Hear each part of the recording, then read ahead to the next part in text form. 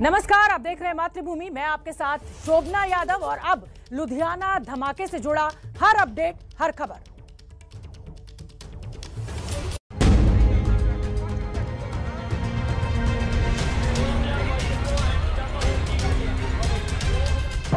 चुनाव से पहले धमाके से दहला पंजाब। लुधियाना की अदालत में ब्लास्ट, धमाके में एक आदमी की मौत। अदालत में धमाके से उठे सवाल, क्या हमले में आतंकियों का हाथ? सीएम बोले देश विरोधी ताकतों की साजिश।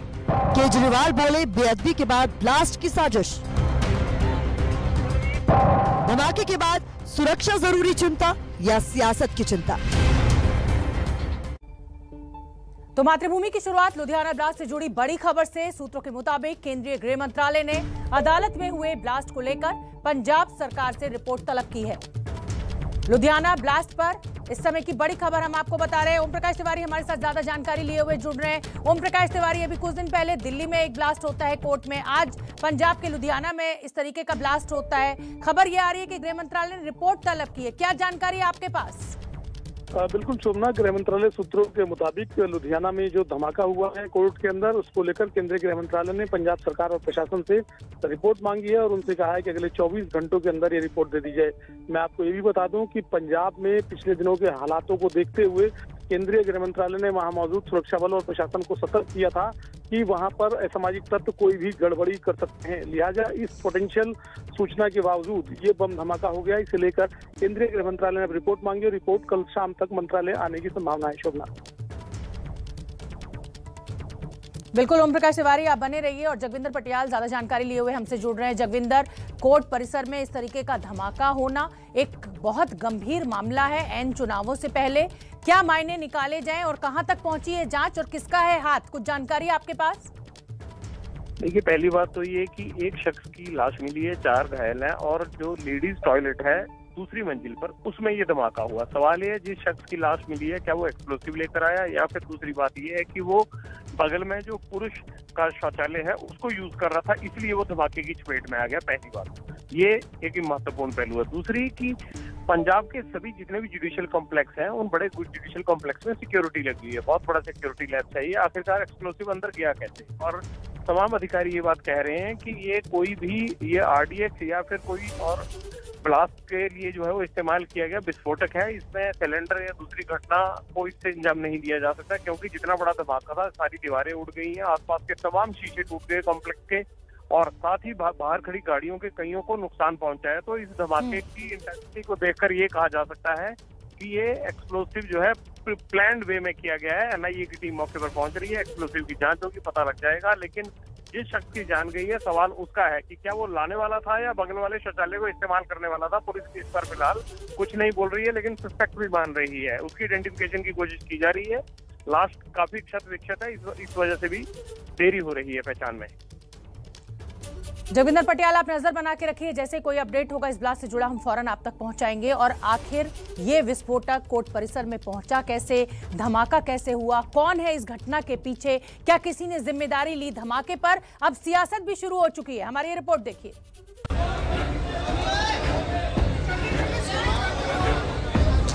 चारों तरफ मची अफरा तफरी, गाड़ियों के टूटे हुए शीशे, फर्श पर बिखरे हुए कांच और टूटी हुई दीवार।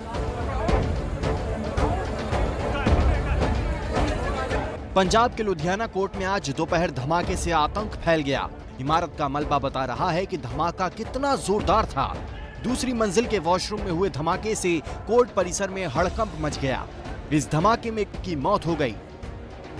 देख सकते हैं कि ब्लास्ट इतना भयानक था, इतना जोरदार ब्लास्ट था कि जो ग्लास थे दूर दूर तक ग्लास जो है आप देख सकते हैं कि किस तरह पड़े। जो बाथरूम जो हाल था, बाथरूम के चिथड़े उड़ गए हैं। बाथरूम के एक एक जो ईंट है निकल के बाहर हो गई। ये जो ब्लास्ट है, ब्लास्ट आरडीएक्स का है या किसी और चीज़ का है, ये अभी जाँच का विषय है। लेकिन आपको दिखा दें कि पूरा जो है कोर्ट में अफरा तफरी का माहौल मचा हुआ है। धमाका दूसरी मंजिल पर हुआ, लेकिन असर नीचे खड़ी गाड़ियों तक पर साफ नजर आ रहा है। कोर्ट परिसर में धमाके से सुरक्षा पर सवाल उठ रहे हैं। लेकिन सवाल सिर्फ सुरक्षा तक ही सीमित नहीं है। पाकिस्तान की सीमा से लगे पंजाब में चुनावी मौसम में धमाके को सीएम चन्नी देश विरोधी ताकतों की साजिश करार दे रहे हैं। जिमें जिमें इलेक्शन नेड़े आ रहा है, कुछ देश विरोधी सूबा विरोधी ताकतां ਵੱਲੋਂ इस तरह ਦੀਆਂ ਘਿਨਾਉਣੀਆਂ ਹਰਕਤਾਂ ਕੀਤੀਆਂ ਜਾ ਰਹੀਆਂ। ਉਹਦੇ ਵਾਸਤੇ ਸਰਕਾਰ ਵੀ ਸੁਚੇਤ ਹੈ ਤੇ ਲੋਕਾਂ ਨੂੰ ਵੀ ਸੁਚੇਤ ਰਹਿਣਾ ਚਾਹੀਦਾ ਹੈ। ਇਹ ਜਿਹੜੀ ਬੇਅਦਬੀ ਦੇ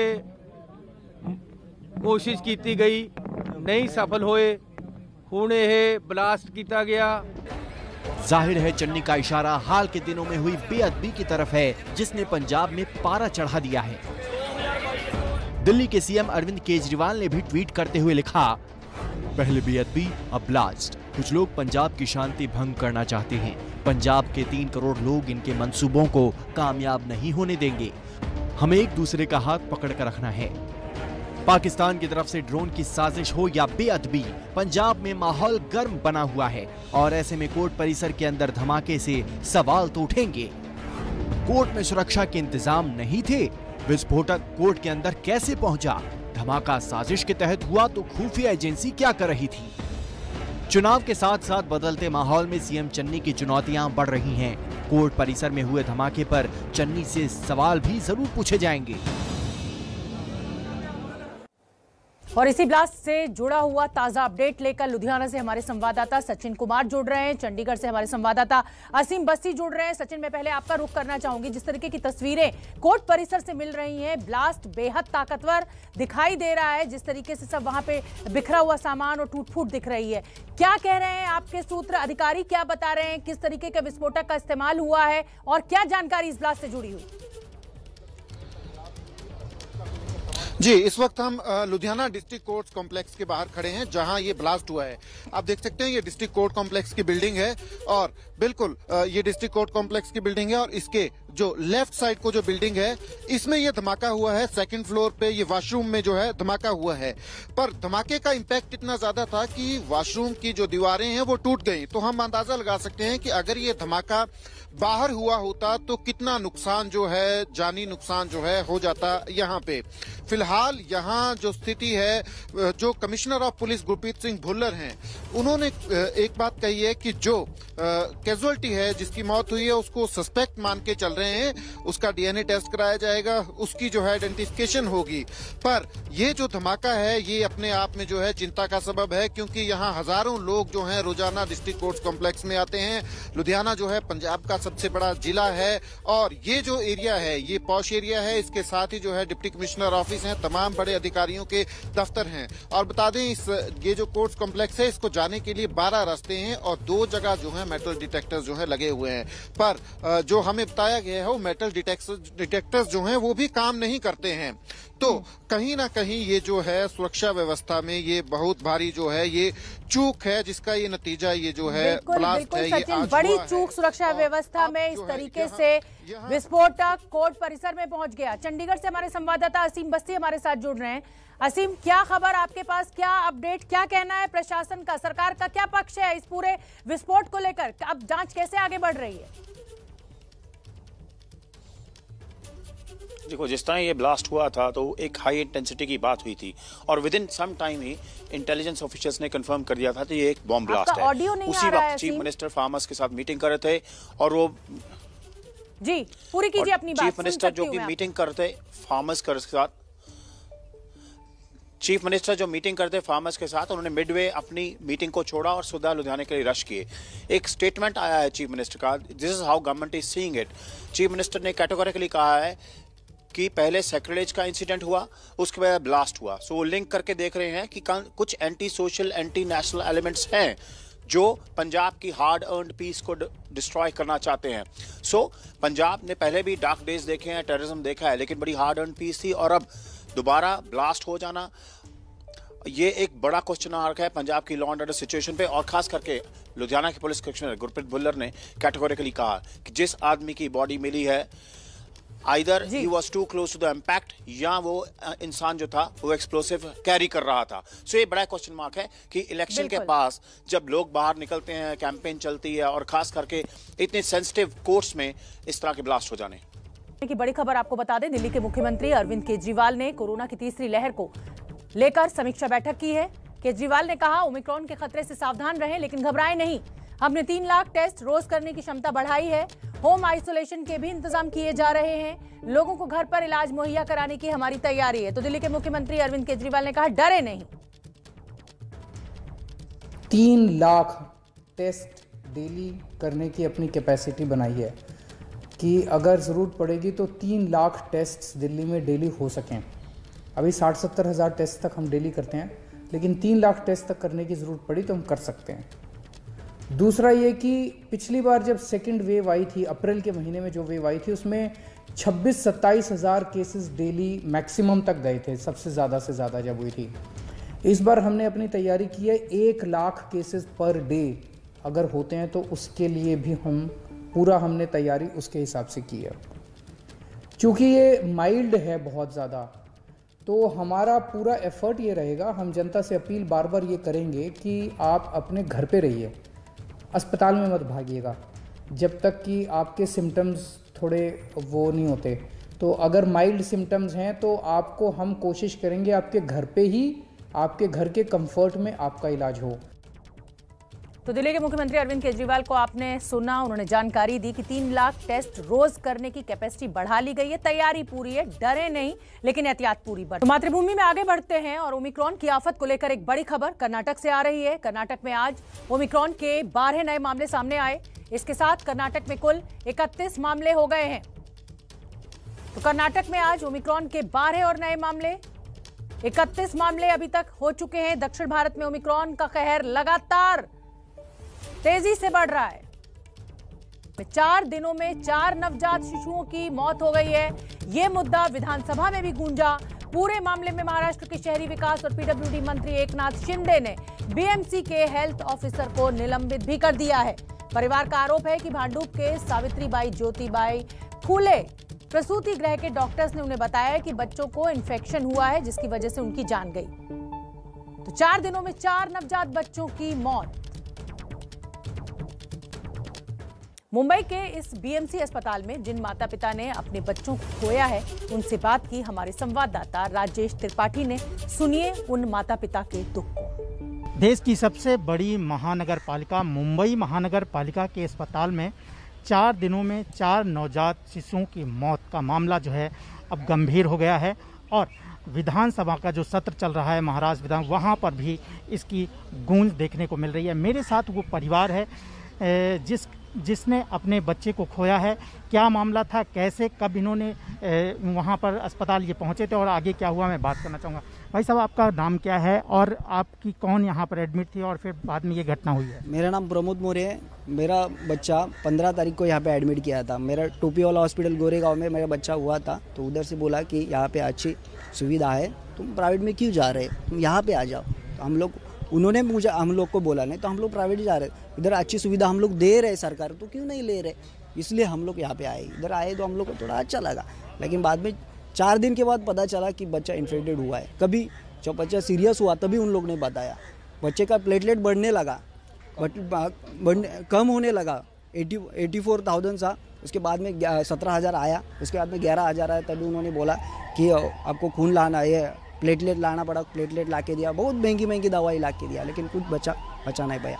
इनका हम लोग ने उनके साथ कोशिश की बात करने की, हम लोग इनके डीन के साथ भी बात किया, उन लोग ने अंदर जाके मीटिंग वगैरह किया, लेकिन खुद इतना मसला निकला नहीं आया और हमारा बच्चा उसमें चला गया। तो सुना आपने, इन परिजनों का कहना है कि हम प्लेटलेट्स ला के दे रहे हैं, महंगी से महंगी दवाएं ला कर दे रहे हैं, लेकिन हमारा बच्चा नहीं बचा। और इसी मुद्दे पर ज्यादा जानकारी के साथ जुड़ रहे हैं हमारे संवाददाता राजेश त्रिपाठी। राजेश, ये बहुत गंभीर मामला है। अस्पताल में आप अपने बच्चे को भर्ती कराते हैं, एक तो स्थिति बताई नहीं जाती है, ऊपर से जो महंगी दवाई है, प्लेटलेट्स हैं, वो परिजन ला कर दे रहे हैं। अस्पताल की व्यवस्था का क्या कहना फिर?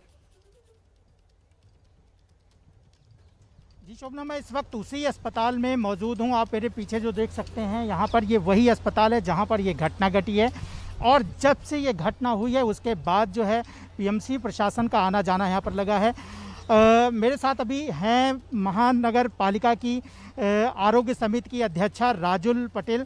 मैडम, ये जो इतनी बड़ी घटना यहाँ पर सामने आई है, अभी आप यहाँ पर आई थी, यहाँ पर जो परिजन हैं, जो पीड़ित परिजन हैं, उनसे भी बातचीत किया, क्या ये पूरा मामला और किस वजह से बच्चों की जान गई है? ऐसे देखेंगे तो जो बच्चे हैं, एक गोरेगांव से टोपी वाला से आया है, वो 8 महीने में प्री मैच्योर बच्चा है। एक बच्चा रिद्धि सिद्धि मैटरनिटी होम से आया है, वो भी प्री मैच्योर था। एक गोवंडी शताब्दी से आया है, उसको फीट पैदा हुआ वैसे फीट आ गई थी। और एक बच्चा घाटकोपर मुक्ताबाई से आया है, उसको पेट में सी हो गया था, मम्मी के पेट में सी हो गया था। तो ये सब बच्चे कंडीशन ख़राब से ही आए थे, लेकिन इनको वहाँ पे बच्चों को आईसीयू में रखा गया था। आईसीयू में अभी कैसा है कि बाहर से जब बच्चे आते हैं तब कभी कभार क्या होता है कि बाहर का इन्फेक्शन भी लग जाता है उनको, और बाहर का इन्फेक्शन लगता है तो वो एक बच्चे को लगा तो वो सारे बच्चों को लग सकता है, और इसी तरह से ये तकलीफ हुई है। और इसमें किसी ने अगर निग्लिजेंस किया है, किसी की भी इसमें गलती निकलेगी, तो भले लोगों ने पुलिस कंप्लेंट की है, लेकिन हमने महानगर पालिका के पास मांगनी की है कि ये बच्चों पे कुछ ये बच्चों पे अगर कुछ का ट्रीटमेंट देते हुए अगर किसी की निग्लिजेंसी की वजह से हुआ है तो वो बच्चों को उस आदमी पे शिक्षा की जाए और उसकी इंक्वायरी की जाए। और इसके लिए सायन के मेडिकल जिस तरीके से जानकारी दी जा रही है कि ये जो छोटे बच्चे थे ये प्रीमेच्योर डिलीवरी के बाद आए थे, इन्फेक्शन एक को हुआ तो सबको लग सकता है, लेकिन जिसका नुकसान हुआ, जिसका बच्चा गया, उसके लिए कोई भरपाई नहीं। आगे बढ़ेंगे, बात उत्तर प्रदेश की करेंगे, जहां अलीगढ़ के इगलास में आरएलडी अध्यक्ष जयंत चौधरी की रैली में एक बड़ा हादसा होते होते बचा। रैली में आरएलडी के अध्यक्ष जयंत चौधरी मंच पर पहुंचे तो भीड़ ने बैरिकेडिंग तोड़ डाली, जिससे मंच पर पहुंचने से पहले ही कई नेता और कार्यकर्ता गिर गए। ये तस्वीर आप देखिए, ये रेलिंग टूटने की वजह से कई नेता और कार्यकर्ता गिरे। बड़ा हादसा होते होते बचा। अलीगढ़ के इगलास में ये जयंत चौधरी की रैली, आरएलडी के नेता है जयंत चौधरी, और ये देखिए आप तस्वीर। इतनी भीड़ सीढ़ियों पर चढ़ने लगी कि रेलिंग टूट गई, और देखिए नेताजी कैसे गिरते हुए नजर आ रहे हैं।